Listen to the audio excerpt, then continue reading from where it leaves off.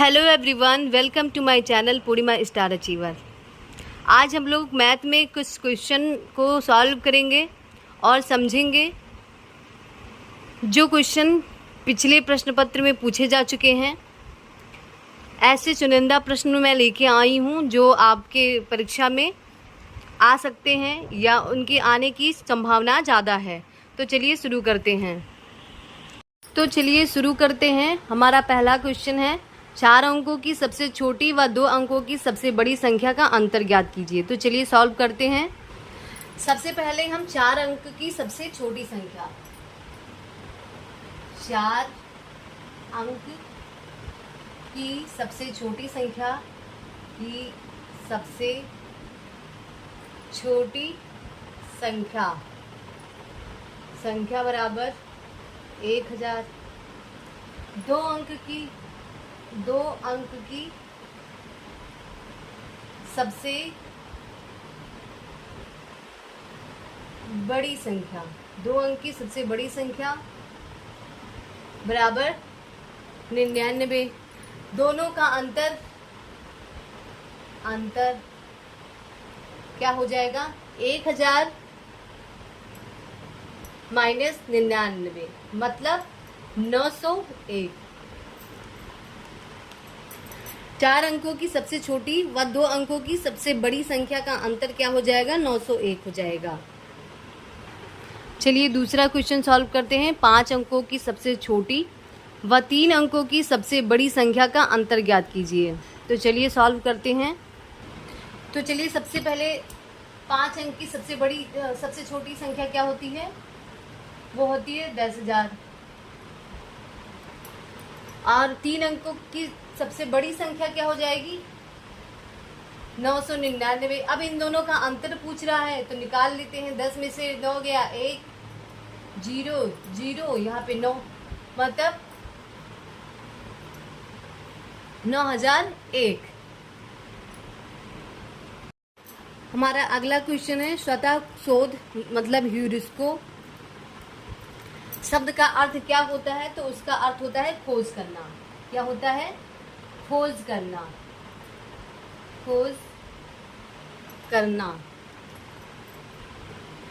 अगला क्वेश्चन है, यूनिसेफ समर्थित पहल बाला का पूरा नाम क्या है? तो चलिए जान लेते हैं। बाला का पूरा नाम होता है बिल्डिंग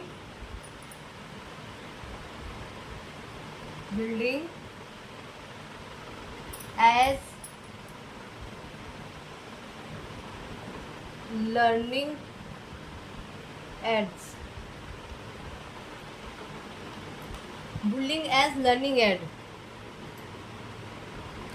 चलिए आगे बढ़ते हैं और अगला क्वेश्चन सॉल्व करते हैं। 6 क्रमागत संख्याओं का योगफल 45 है। तो 6 क्रमागत संख्याओं में पहली 3 संख्याओं के वर्गों का योगफल क्या होगा? तो माना पहली संख्या यक्स है, दूसरा है यक्स प्लस 1, तीसरा है x plus 2, x plus 3, x plus 4, x plus 5। यही तो हुआ। 1 2 3 4 5 6। और इन सभी का योगफल कितना है?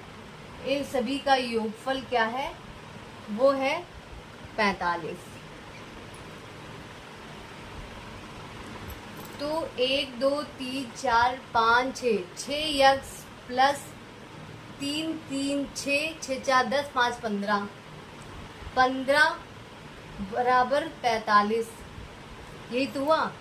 6 यक्स बराबर 45 माइनस 15, 6 यक्स बराबर हो जाएगा 30। यक्स बराबर आ जाएगा 30/6, 6 पंचे 30। मतलब पहली संख्या जो निकल के आई, पहली संख्या यक्स मतलब 5, दूसरा यक्स प्लस 1 बराबर मतलब 5 प्लस 1 बराबर 6। ये हमारी दूसरी संख्या निकल के आई। तीसरी संख्या निकल के आई यक्स प्लस 2 बराबर यक्स प्लस 5 प्लस 2 बराबर 7। चौथी निकल गई यक्स प्लस 3 बराबर 5 प्लस 3 बराबर 8। पांचवी निकल के आई यक्स प्लस 4 बराबर 5 प्लस 4 बराबर 9। यक्स प्लस 5 बराबर 5 प्लस 5 बराबर 10। ये निकल के आया। हमने 6 क्रमागत संख्या ज्ञात कर लिया, 5, 6, 7, 8, 9, 10। अब इसमें हमसे पूछ रहा है कि प्रथम मतलब जो 6 क्रमागत संख्याओं में पहली 3 संख्याओं के मतलब जो पहली 3 संख्याएं उनके वर्गों का योगफल क्या होगा। तो पहला है 5, 5 का स्क्वायर प्लस 6 का स्क्वायर प्लस 7 का स्क्वायर, पचहम 25 प्लस 36 प्लस 7 49। तो 6, 5, 11, 9, 20, 3, 2, 5, 4, 9, 2, 11 मतलब 110। हमारा आंसर निकल के क्या है 110।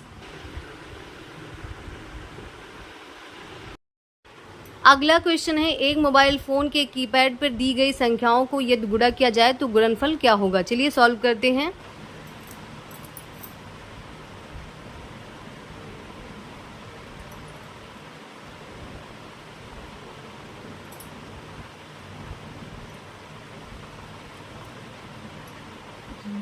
एक, दो, तीन, चार, 5, 6, 7, 8, 9 स्टार हैश। ऐसी संख्याएं दी होती हैं। इस मोबाइल फोन में संख्याएं दी हुई हैं 0, 1, 2, 3, 4, 5, 6, 7, 8, 9। इसमें कह रहा है कि अगर इन संख्याओं का गुणा करा जाए तो गुणनफल क्या होगा। तो 0 गुणे 1 गुणे 2 गुणे 3 गुणे 4 गुणे 5 गुणे 6 गुणे 7 गुणे 8 गुणे 9। आप लोग ये पूछेंगे कि क्या ये प्रश्न सीटेट में आया है। तो हाँ, ये प्रश्न सीटेट के एग्जाम में आया हुआ है। तो हम लोग इसको समझ लेते हैं। इन संख्याओं का आपस में गुणा कराएंगे तो 0 ही आएगा, क्योंकि अगर 0 से हम किसी संख्या में गुणा कराते हैं तो गुणनफल 0 ही आता है। तो एक मोबाइल फोन के कीपैड पर दी गई संख्याओं को यदि हम गुणा कराते हैं तो गुणनफल क्या आता है 0 आता है। तो इसलिए आप लोग इस क्वेश्चन में कंफ्यूज नहीं होना, क्योंकि बस अपने दिमाग का प्रयोग करना, क्योंकि इस क्वेश्चन में ज़्यादा कुछ नहीं है। आइए आगे बढ़ते हैं और अगला क्वेश्चन सॉल्व करते हैं। त्रिभुज के कोणों का अनुपात 4:5:6 है, तो उसके कोणों का मान क्या होगा। चलिए सॉल्व करते हैं। ये एक त्रिभुज है और ए, बी और सी। इसका अनुपात हम जान लेते हैं क्या है। इसको हम मान लेते हैं 4x, इसको मान लेते हैं 5x और इसको मान लेते हैं 6x। तो हम ये जानते हैं कि त्रिभुज के तीनों अंतःकोणों का योग कितना होता है 180 अंश। तो 4x plus 5x plus 6x बराबर क्या होता है 180 अंश। 6 4 10 5 15x बराबर 180। x बराबर क्या हो जाएगा 180/15। तो काटेंगे तो आ जाएगा 12। x बराबर कितना निकल के आया 12। तो हमने पहला कोण क्या माना था 4x। तो आ जाएगा 4 गुणे 12 मतलब 12 चौक 48। दूसरा कोण 5x, 5 गुणे 12 बराबर 12 पंचे 60। दूसरा हमने 6, तो 6 गुणे 12 मतलब 72। हमने पहला कोण क्या माना 4x, दूसरा 5x और 6x। हम जानते हैं त्रिभुज के तीनों अंतःकोणों का योग 180 अंश होता है। 4x plus 5x plus 6x बराबर 15x, 15x बराबर 180, x बराबर 180/15। तो 15 से हम 180 को काटेंगे तो 12 आ जाएगा। तो हम x हमारा निकल के आया 12। तो 4 पहला कोण हमने माना 4x, 4 गुणे 12 मतलब 48। 5 गुणे x बराबर 60, सॉरी 5x बराबर 5 गुणे 12 बराबर 60। 6x बराबर 6 गुणे 12 बराबर 72। मतलब हमारे तीनों कोण निकल के आए, एक 48 अंश, 60 अंश और 72 अंश। अगला क्वेश्चन है कि 5 क्रमागत प्राकृतिक संख्याओं का औसत 15 है, तो पहली और अंतिम का योग क्या होगा। तो 5 प्राकृतिक संख्याएं हैं, पहला, दूसरा, तीसरा, चौथा, पांचवा। औसत का मतलब बीच वाली संख्या, मतलब ये वाली संख्या जो है वो 15 है। और क्रमागत संख्या है मतलब ये 14 होगी, ये 13 होगी, ये 16 होगी, ये 17 होगी। यही तो इसी 13, 14, 15, 16, 17 इन्हीं संख्याओं का जो क्रमागत संख्याओं का जो औसत है वो 15 है। अब हम इनको जोड़ लेंगे, पहला और आखिरी। 13 प्लस 17, 7 3 10, 2 1 1 1 2 और 3, मतलब 30 आ जाएगा। अगला क्वेश्चन है कि 3:30 बजे घड़ी की सुइयों के बीच बने कोणों की माप क्या होगी। मतलब 3:30 बजे घड़ी की सुइयों के बीच बने कोणों की माप क्या होगी। तो चलिए जान लेते हैं, कोण निकाले का सूत्र क्या होता है।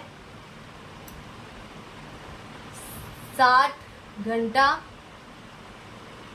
डिफरेंस 11 मिनट बटे 2।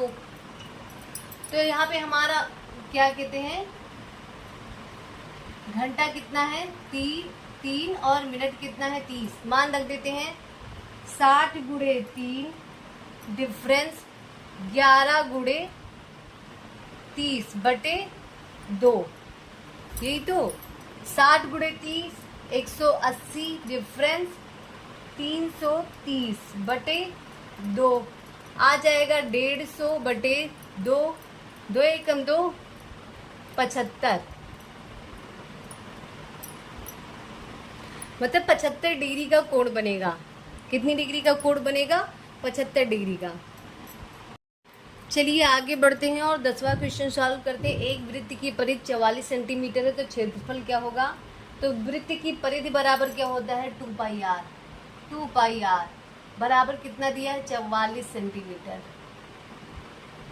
2 गुणे 22, पाई का मान 22 बटे 7 गुणे आर बराबर 44। यही तो हुआ। तो आर बराबर क्या हो जाएगा 44 गुणे 7 बटे 22 बटे 2।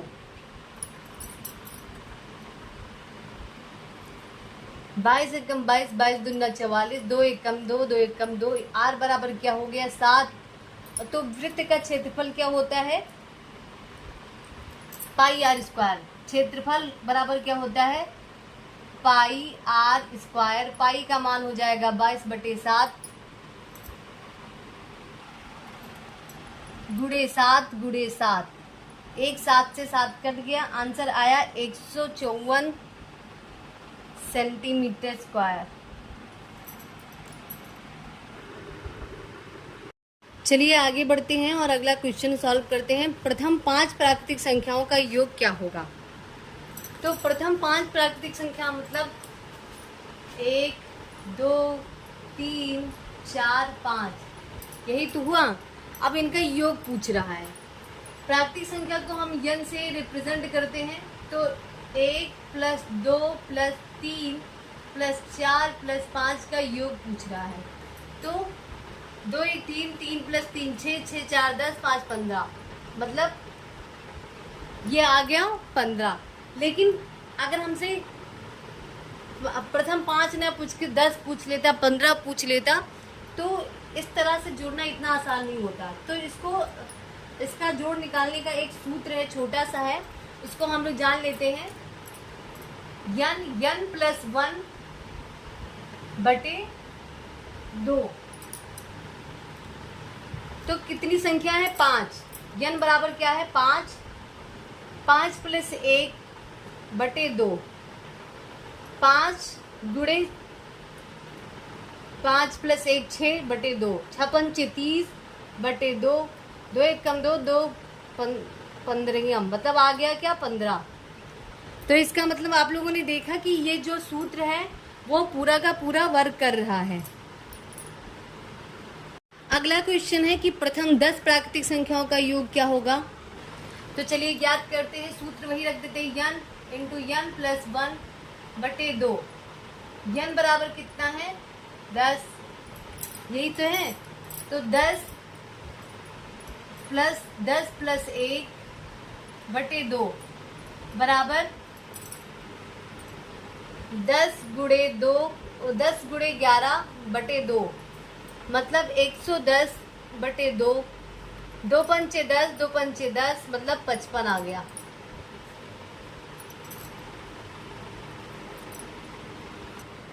आगे बढ़ते हैं और अगला क्वेश्चन समझते हैं। 0.75 को भिन्न में बदलो। तो चलिए बदलते हैं।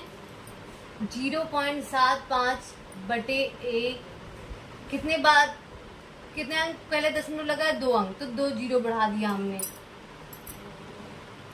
5 से काटते हैं,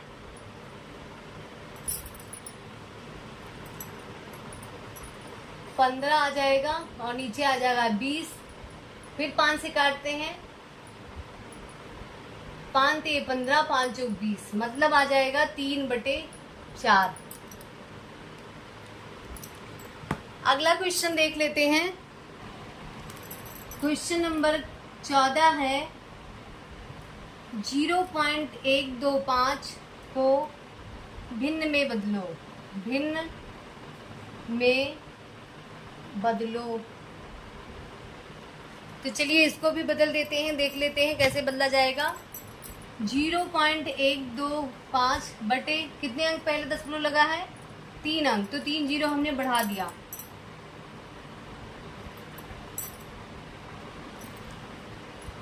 25 पंचे 125, 25 चलीसम 1000।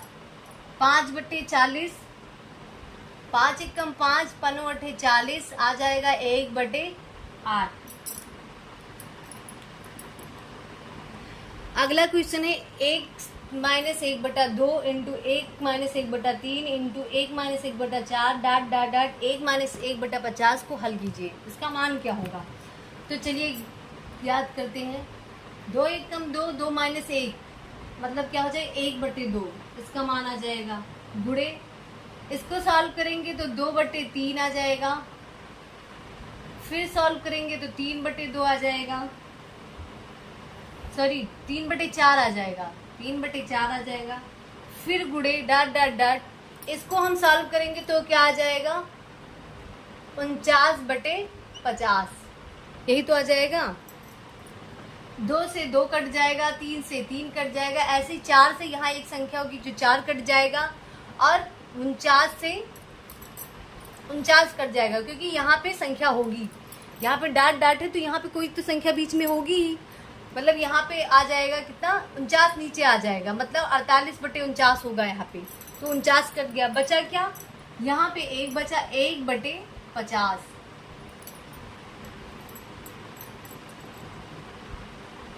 आगे बढ़ते हैं और 16वां क्वेश्चन सॉल्व करते हैं। क्वेश्चन वैसा ही है, बस एक बार और समझ लेते हैं। 1 - 1/4, 1 - 1/5 into 1 - 1/6 into dot dot dot into 1 - 1/72 का मान क्या होगा? तो चलिए याद करते हैं। 4 एकम 4, 4 - 1, मतलब 3/4 हो जाएगा। गुणे 4/5 हो जाएगा, ये 5/6 हो जाएगा। फिर गुणे डाट डाट डाट गुणे 72, मतलब 71/72 हो जाएगा। 4 से 4 कट गया, 5 से 5 कट गया, ऐसे 6 से यहाँ 6 कट जाएगा और 71 से यहाँ 71 कट जाएगा, क्योंकि यहाँ पे 6/5 होगा और इससे पहले हो जाएगा 70/71, तो कट जाएगा। बचा क्या? 3/72। 3 एकम 3, 3 24 72, मतलब 1/24। चलिए बढ़ते हैं अगले क्वेश्चन की तरफ। 58,625 में 8 का जातीय मान व स्थानीय मान में अंतर ज्ञात कीजिए। 58,625 में 8 का जातीय मान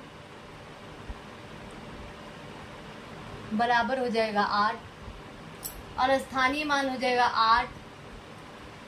8,000। दोनों का अंतर ज्ञात कर लेते हैं। 8,000 माइनस 8 बराबर 7,992। 7,992। चलिए आगे बढ़ते हैं और अगला क्वेश्चन सॉल्व करते हैं। 12,375 में 12,375 में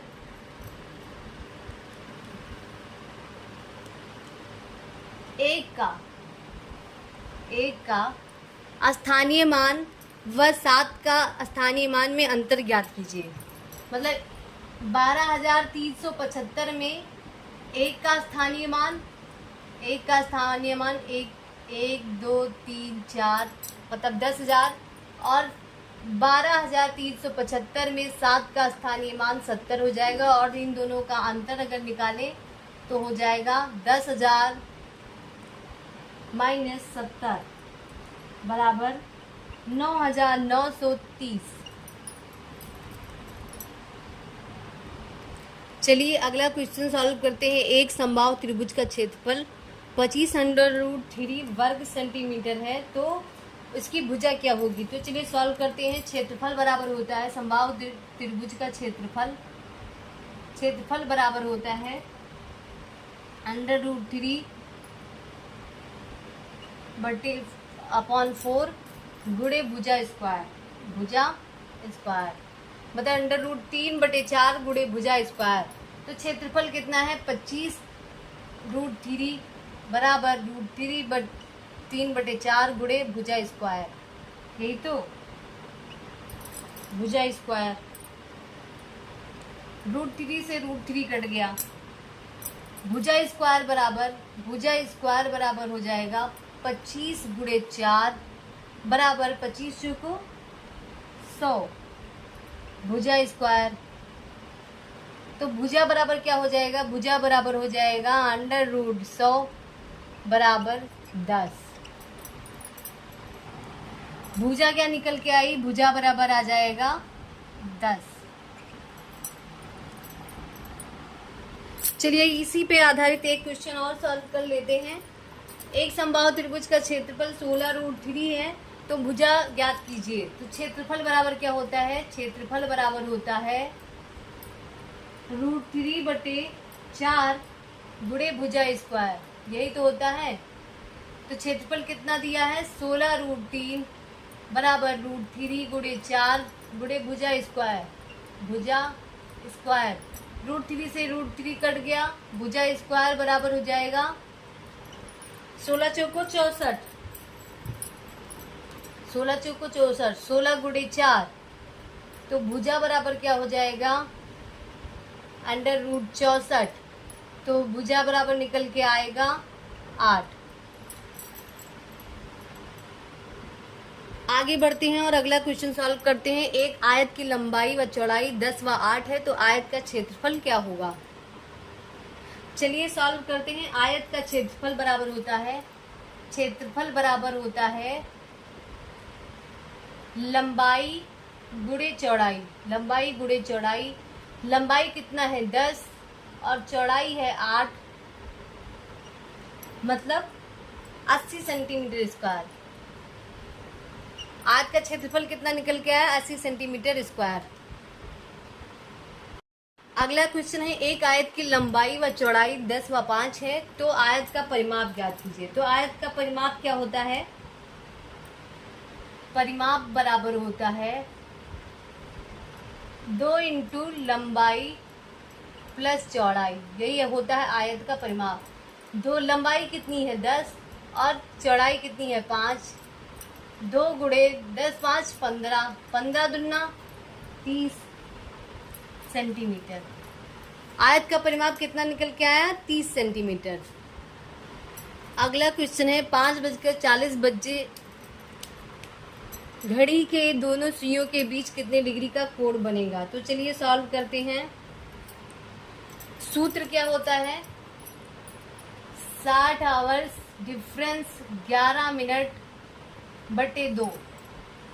तो 5:40 पे मतलब 5 घंटा मिनट 40 है। तो 60 गुणे 5 डिफरेंस 11 गुणे 40 बटे 2। यही तो है। 5 शून्य 5 छक 30 300 डिफरेंस 11 चौक 44 बटे 2, दोनों का डिफरेंस निकल के आएगा, वो हो जाएगा 140/2, 2 1 कम 2, 2 7 14, मतलब 70 डिग्री। 70 डिग्री का कोण बनेगा 5:40 पे दोनों सुइयों के बीच।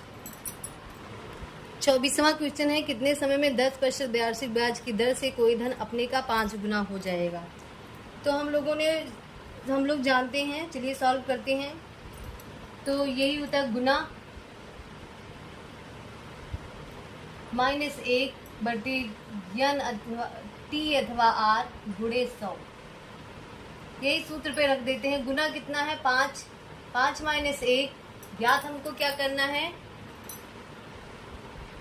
कितने समय मतलब t ज्ञात करना, r दिया है 10% गुणे 100, 10 1 कम 10, 10 दहम 100, 5 - 1 4 गुणे 10 बराबर आ जाएगा 40 वर्ष। क्या आ जाएगा 40 वर्ष। अगला क्वेश्चन है, किसी वर्ग का क्षेत्रफल 324 वर्ग मीटर है, तो इस वर्ग की भुजा क्या होगी। चलिए ज्ञात कर लेते हैं। वर्ग का क्षेत्रफल बराबर होता है, क्षेत्रफल बराबर भुजा स्क्वायर, भुजा स्क्वायर, भुजा स्क्वायर। क्षेत्रफल कितना है 324 बराबर भुजा स्क्वायर, भुजा स्क्वायर। तो भुजा बराबर हो जाएगा √324, तो आ जाएगा भुजा बराबर 18।